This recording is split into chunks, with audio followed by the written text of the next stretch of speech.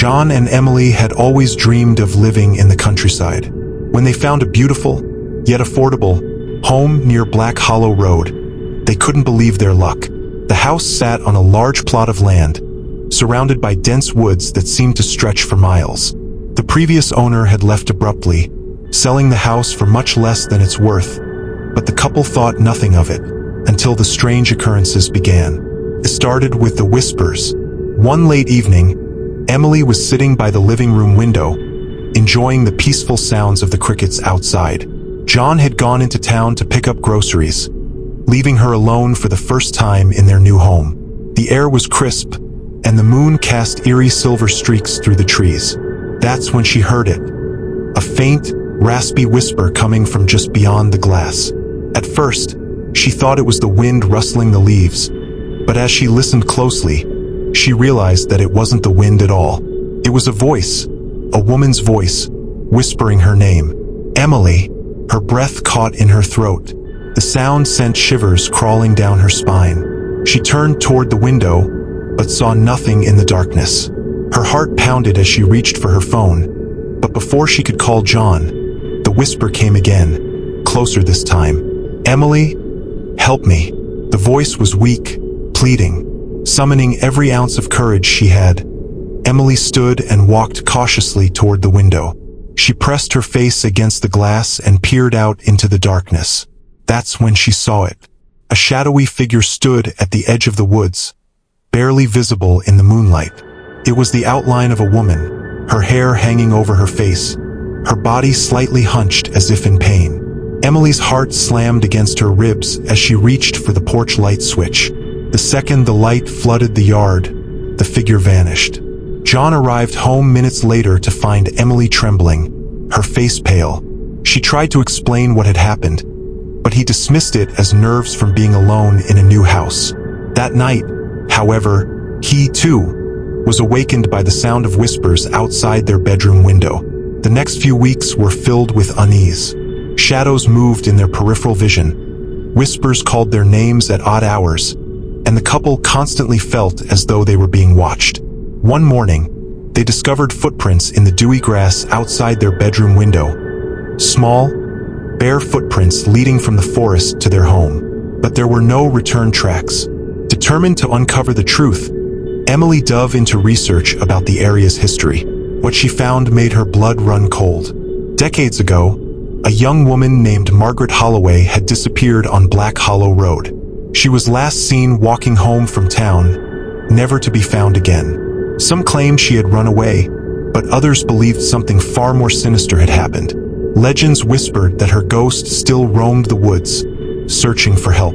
One night, determined to put an end to the torment, John and Emily set up a camera outside their home, facing the woods. They left it running overnight, hoping to capture whatever or whoever was haunting them.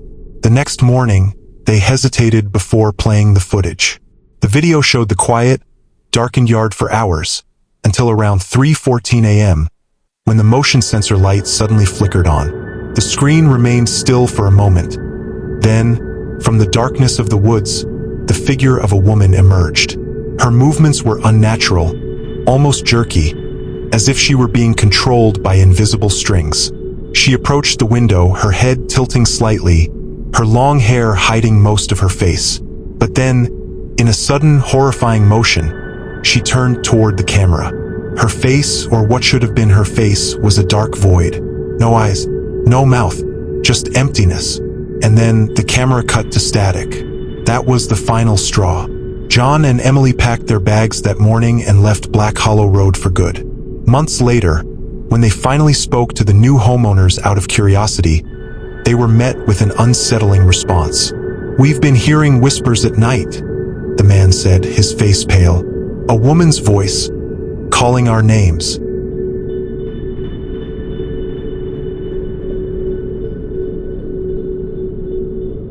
It started as a game. Brian and his friends had always been drawn to the macabre, urban legends, abandoned buildings, and ghost stories. Every Halloween, they had a tradition. Visit the scariest place they could find and stay until dawn. Most of the time, it was all just fun, cheap scares, eerie atmospheres, and the occasional jump scare from a raccoon in the dark. But that year, they picked Ravenswood Cemetery. Unlike their previous excursions, this cemetery had a reputation that even the bravest locals refused to challenge. Stories whispered of a tall, faceless figure that roamed the grounds after midnight. Those who had encountered it reported an overwhelming sense of dread, nausea, and an unshakable feeling of being watched. Some said they had seen it move without footsteps, gliding like a shadow through the mist, and a few never returned at all. Of course, Brian and his friends dismissed these tales as superstitions. Ghost stories always had a way of growing more elaborate with time. Armed with flashlights, cameras, and an overconfident sense of adventure, they arrived at the cemetery just before midnight. The iron gates were rusted, half open, creaking as the wind blew through the trees.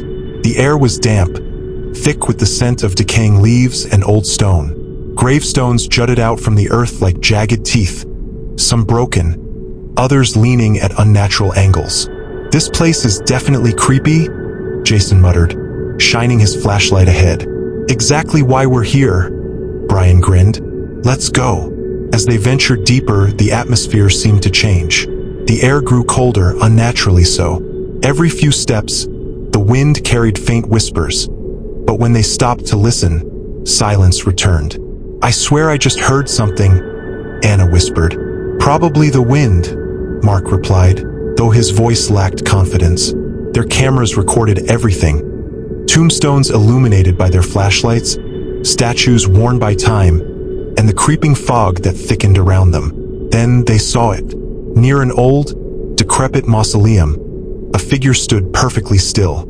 It was tall, impossibly tall, its form barely distinguishable from the shadows. It did not move, did not shift, but it was there. Anna gasped. "Is that?" The flashlight beam flickered over it, and they all saw the same thing. The figure had no face, no eyes, no mouth, no nose. Just smooth, pale skin stretched across where its features should have been. And then, it started moving. It didn't walk, it glided. 1 second, it was near the mausoleum.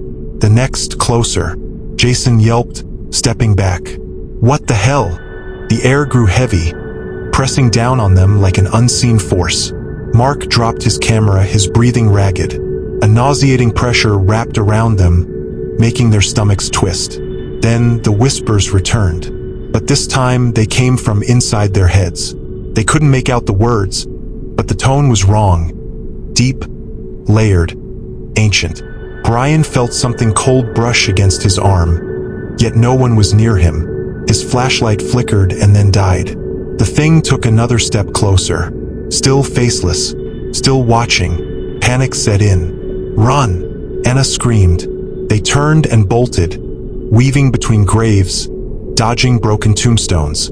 The whispers grew louder, almost deafening. The fog thickened, blurring their surroundings. Jason tripped, crashing to the ground. Brian turned back, grabbing his arm, pulling him up. But Jason's eyes were wide, his face twisted in horror. Brian followed his gaze. The faceless man was standing inches away. Jason screamed.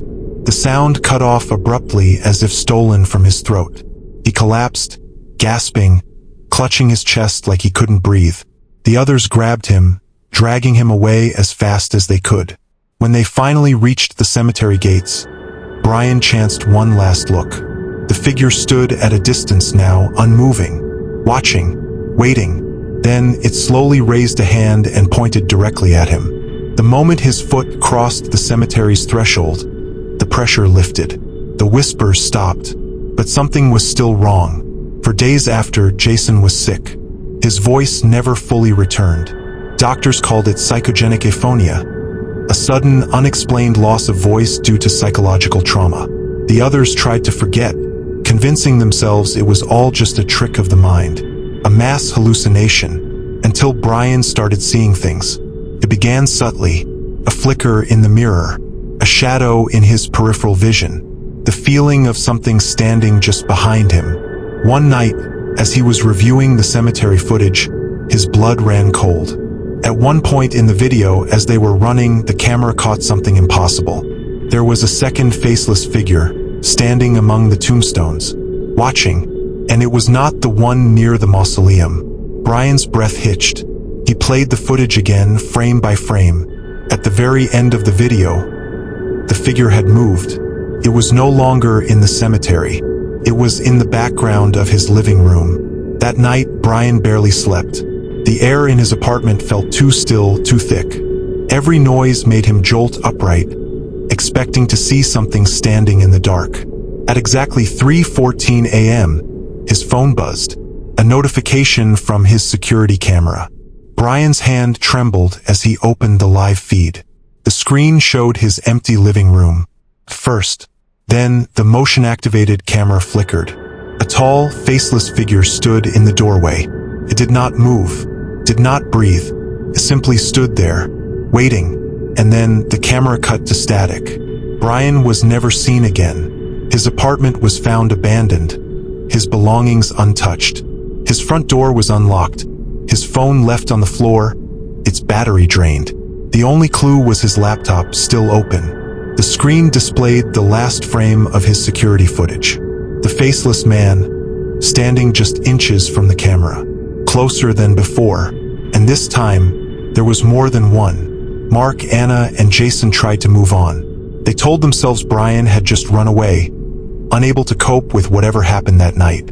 But each of them started seeing the same figure, in reflections, in empty hallways, at the foot of their beds at night.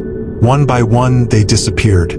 No bodies, no explanations, just an empty apartment, an open laptop, and the last image ever captured. The faceless man, standing closer, watching, waiting, for the next victim. Late one evening, Marcus, a seasoned rideshare driver, pulled onto Hollowbrook Highway, a long stretch of road known for its desolation. The night was colder than usual, the mist thick enough to blur the outlines of trees lining the highway. He had driven this route dozens of times before, but tonight, something felt different. An unsettling stillness hung in the air. His fingers tapped idly on the steering wheel as he waited for his next ride request. Then his phone chimed. Pickup request. The location was odd. A pin dropped on a quiet roadside in the middle of nowhere. He frowned, glancing at the map. No houses, no buildings, just trees and endless road. He hesitated before accepting the ride. Maybe someone's car had broken down. As he approached the pickup point, his headlights cut through the fog, revealing a lone figure standing by the edge of the road. A woman. She was dressed in a pale, old-fashioned gown that clung to her form as if damp from the mist. Long black hair cascaded over her shoulders, obscuring part of her face. She wasn't waving him down, wasn't moving at all. She simply stood there, motionless, waiting. Marcus pulled over and lowered the passenger window. Need a ride? His voice sounded too loud in the suffocating silence. The woman slowly turned her head toward him, her expression unreadable. Her skin was unnaturally pale, almost translucent in the glow of his headlights. Her lips barely moved as she spoke, her voice barely above a whisper. Yes, thank you. There was something strange about her presence, but Marcus ignored the nagging feeling in his gut. Maybe she had been stranded for a while and was just cold. He unlocked the door. She slipped inside without a word, settling into the back seat with eerie stillness. Where are you headed? He asked, glancing at her through the rearview mirror. She gave him an address he didn't recognize, but he punched it into his GPS.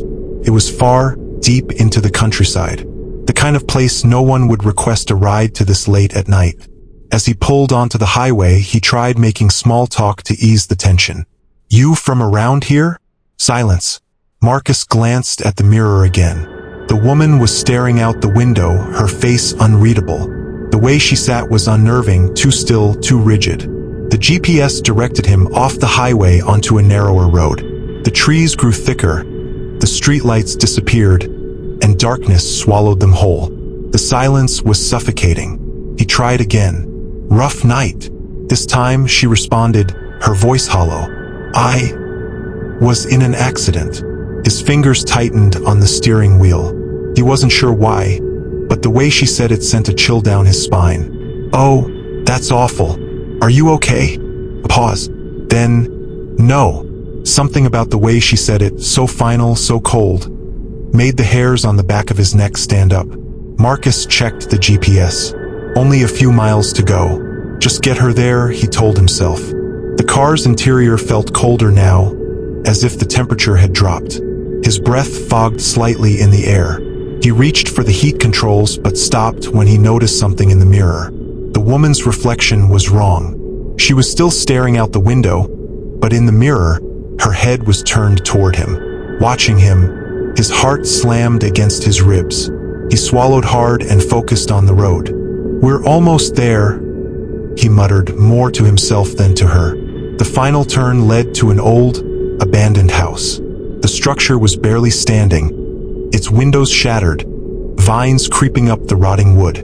No lights, no signs of life. This is your stop?" She didn't respond. Marcus turned in his seat. The back seat was empty. His breath hitched. The car doors had never opened. There had been no sound, no movement. She was just gone. A deep, bone-chilling cold settled over him. His fingers trembled as he reached for his phone, looking back at the GPS history. The trip was still active, but there was no drop-off location anymore. Just static on the screen. Then the radio crackled. A soft whisper slithered through the static. "Help me." Marcus's blood ran cold. He slammed the car into reverse, tires skidding on the gravel as he sped away from the house. He didn't stop, didn't look back, not until he was miles away, safe under the glow of streetlights. When he finally gathered the courage to check his rideshare history, the trip was gone.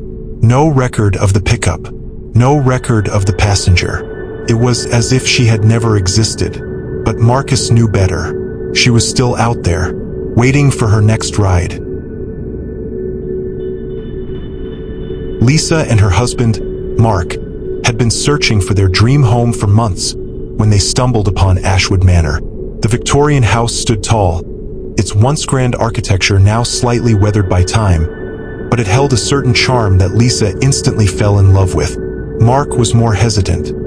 Something about the house unsettled him, though he couldn't quite put his finger on why.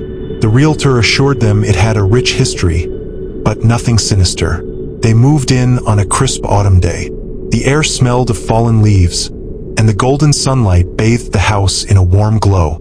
As Lisa unpacked in the master bedroom, she felt a strange sense of nostalgia, as if she had been there before. The feeling was fleeting, and she brushed it off as excitement over their new home.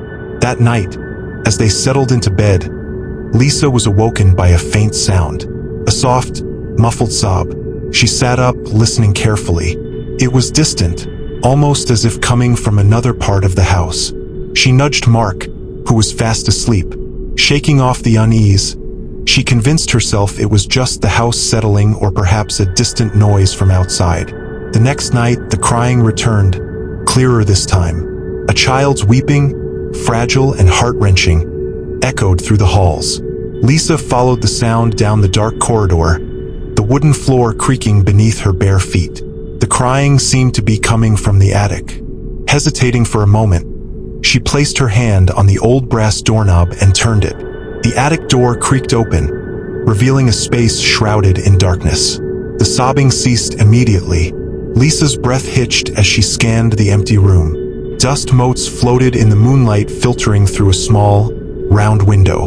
Nothing seemed out of place. Just old furniture, trunks, and forgotten relics of the past. Then, just as she was about to close the door, she saw it. A small rocking chair in the corner began to sway ever so slightly, the creaking sound unnervingly rhythmic. Lisa's skin prickled with an unseen chill. She slammed the door shut and hurried back to bed, her heart hammering against her ribs. The following morning, she told Mark about what she had heard. He laughed it off, chalking it up to an overactive imagination. Determined to prove to herself that she wasn't losing her mind, Lisa decided to do some research on Ashwood Manor. At the town's historical archives, she unearthed an old newspaper article that made her blood run cold. Decades ago, a family had lived in Ashwood Manor, a couple and their young daughter Eleanor. The child had vanished without a trace one winter night. The parents searched desperately, but she was never found. Some believed she had wandered into the woods and succumbed to the cold, while others whispered darker theories, ones involving the house itself. That night, the weeping returned, louder and more desperate than before. Lisa, armed with a flashlight, resolved to find the source once and for all. She climbed the attic stairs, each step heavier with dread. The moment she pushed the door open, a chill washed over her, so cold it made her breath visible. The rocking chair was moving again, but this time it wasn't empty. A small figure sat curled in the chair, shoulders shaking with silent sobs. Lisa's flashlight flickered, but in the dim light, she could make out the tattered white dress and long, matted hair obscuring the child's face. Her instincts screamed at her to run, but something about the girl seemed sorrowful rather than threatening. Lisa took a cautious step forward. "Eleanor?" she whispered. The sobbing stopped. The child lifted her head slowly, revealing a face so pale it seemed almost translucent. But where her eyes should have been, there were only two empty, black sockets. Lisa let out a strangled gasp and stumbled backward. The girl's mouth opened, releasing an ear-piercing wail that seemed to shake the very foundation of the house. Lisa turned and ran, slamming the attic door behind her. She barely slept that night, her mind racing with fear and questions. What had happened to Eleanor? Why was she still here? The next day, Lisa searched the house for any clues, checking every nook and cranny. Behind an old bookshelf in the study, she found something strange. A small, rusted metal box wedged between the wooden panels. With trembling hands, she pried it open. Inside were faded photographs of Eleanor and her parents, a lock of blonde hair tied with a ribbon, and a folded letter, yellowed with age. The letter, written in shaky handwriting, was a confession. Eleanor had not wandered into the woods. She had been locked in the attic by her own mother, who had gone mad with paranoia, convinced that her child was possessed. The girl had cried for days, begging to be let out, until the house finally fell silent. Lisa felt sick. The sobbing she had been hearing, it wasn't just a lingering echo of the past. It was Eleanor's agony, trapped in time, reliving her final moments. That night, Lisa and Mark made the decision to leave Ashwood Manor. But before they did, Lisa returned to the attic one last time. She placed the rusted box on the rocking chair and whispered, "I'm sorry." The air in the room shifted, as if something unseen had lifted. The rocking chair creaked one final time before coming to a standstill. As they drove away from the house, Lisa glanced in the rearview mirror. Standing at the attic window watching them go was a small figure in a white dress. And for the first time, there were no more tears. The road to Pinecrest Lodge wound through dense, towering pines, their gnarled branches intertwining overhead like skeletal fingers. The deeper the group drove into the forest, the more the sunlight faded, swallowed by the thick canopy. The old lodge had been abandoned for decades before it was reopened as a remote getaway, advertised as an escape from modern life. For Daniel and his friends Mia, James, and Olivia, that was the appeal. A weekend free from cell service, work stress, and the noise of the city sounded perfect. The lodge itself was massive, its wooden exterior darkened by time and weather. It sat on the edge of a misty lake, its still waters reflecting the fading light of the setting sun. As they unloaded their bags, the air felt unnaturally still, as if the very forest was holding its breath. Mia shivered, brushing off the unease creeping up her spine. "It's just the isolation," she muttered to herself. Inside, the lodge was rustic but comfortable. Stone fireplace, antique furniture, the faint scent of aged wood and dust lingering in the air. A guest book lay open on the check-in counter. Daniel flipped through it, noticing that the last recorded visit had been nearly a year ago. He frowned. "Guess this place isn't as popular as they claim." That night, after a few drinks by the fireplace, the group retired to their rooms. Daniel's was on the second floor, its only window overlooking the darkened lake. He lay in bed, listening to the distant hoot of an owl, the occasional creak of the old wooden beams. Sleep came fitfully. Then something stirred. A whisper of movement in the room. His breath hitched as he turned his head. At the foot of his bed stood a figure. It was tall, shrouded in darkness, its limbs unnaturally long, fingers twitching slightly, its head tilted at an impossible angle, as if studying him. Daniel wanted to scream, wanted to move, but his body was paralyzed, his limbs frozen under the weight of an unseen force. The figure didn't breathe, didn't move closer, only stood, its presence suffocating, pressing down on him like a leaden weight. Then, as suddenly as it had appeared, it melted back into the shadows. Daniel gasped as control returned to his body. He scrambled for his phone, flicking on the flashlight and sweeping it over the room. Empty. His heart thundered in his chest. Just a nightmare, that's all. He lay back down, telling himself the darkness had played tricks on him. At breakfast, Olivia noticed his pale face. Rough night. Daniel hesitated. Just weird dreams. James smirked. You mean like a ghost? Don't joke, Mia muttered, stirring her coffee. This place gives me the creeps.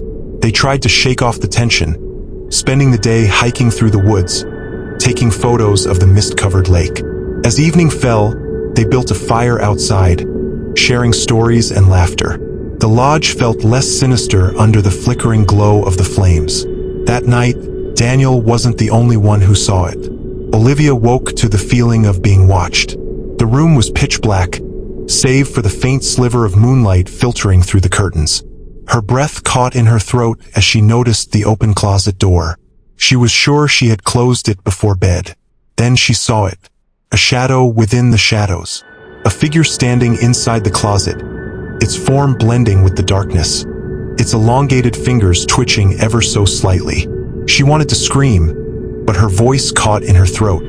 The figure slowly leaned forward, its head tilting in that same unnatural way. Then, in the blink of an eye, it was gone. The closet door creaked shut on its own. The next morning, Olivia refused to speak about what had happened. She looked exhausted, her hands trembling slightly as she sipped her coffee. Daniel noticed and, after a long moment, whispered, "You saw it too, didn't you?" She didn't answer. She didn't have to. Determined to put their fears to rest, James suggested they search the lodge. Maybe it's some weird optical illusion, or hell, maybe we're just psyching ourselves out. Together, they combed through the rooms, checking closets, attics, and storage spaces. Most were empty until they reached the basement. The air down there was different, heavy, wrong. Dust motes floated in the dim light as they moved deeper into the space. Old furniture was stacked haphazardly, covered in decaying sheets. Against the far wall stood an old wooden door, its surface scratched and worn. James hesitated before pushing it open. Inside was a small, windowless room, and in the center of the room was a single chair. Strapped to the chair were old, rusted restraints. The air turned icy. A sense of something watching pressed down on them. Then Mia let out a strangled gasp, pointing to the walls. Scratches. Dozens of them. Some shallow, some deep, all frantic, desperate. Let me out. Still here. I see it when I close my eyes. Daniel's stomach twisted. We need to leave. They didn't argue. That night no one slept. The oppressive feeling in the lodge grew unbearable. Shadows shifted where they shouldn't. The floor creaked with unseen footsteps, and at precisely 3:14 a.m., the doors to every room creaked open on their own. Mia's shaky whisper filled the silence. It's in here. Daniel's breath turned ragged as a deep, suffocating presence filled the air. The shadows in the room thickened. Then they saw it. The figure standing just beyond the doorway, its long fingers twitching, its head tilting ever so slightly. It didn't move closer. It didn't need to. A silent message filled the air, unspoken yet clear. Get out. They didn't waste another second. The car tires screeched against the gravel as they sped away, the lodge shrinking in the rearview mirror. Daniel's hands were white-knuckled on the wheel, Olivia sobbing quietly in the back seat. No one spoke. They didn't need to. The silent watcher of Pinecrest Lodge had let them leave. But none of them ever forgot the feeling of those empty, unblinking eyes staring at them from the dark.